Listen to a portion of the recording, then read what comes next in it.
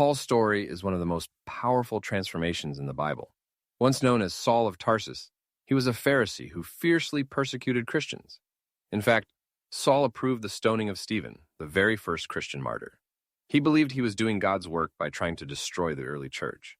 But everything changed on the road to Damascus, while traveling to arrest more followers of Jesus. A bright light from heaven suddenly surrounded him.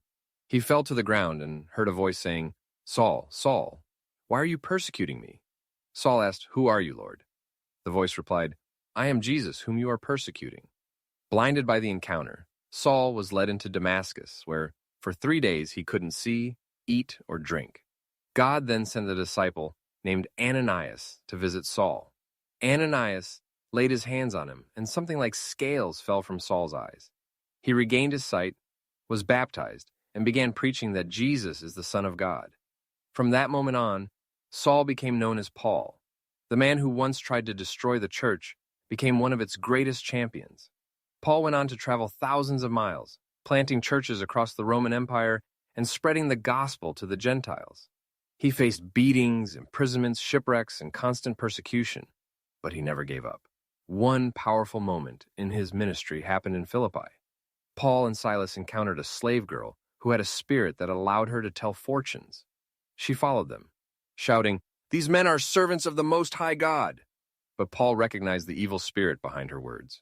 He commanded the spirit to leave her in the name of Jesus, and it did.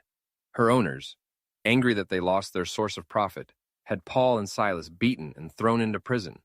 But even locked in chains, Paul and Silas prayed and sang hymns to God. Suddenly, an earthquake shook the prison, and all the doors flew open. The jailer, fearing the prisoners had escaped, was ready to take his own life, but Paul stopped him. That very night, the jailer and his whole household believed in Jesus and were baptized. Paul's life was not easy. He faced hardships, betrayals, and ultimately, according to tradition, was executed in Rome for his faith. But through it all, he wrote letters to the churches, letters that now make up much of the New Testament, including Romans, Corinthians, Galatians, and many more. His message was clear. Salvation comes by grace through faith, not by works. Paul taught about love, unity, forgiveness, and the power of the resurrection. The life of Paul shows us that no one is too far gone for God's grace.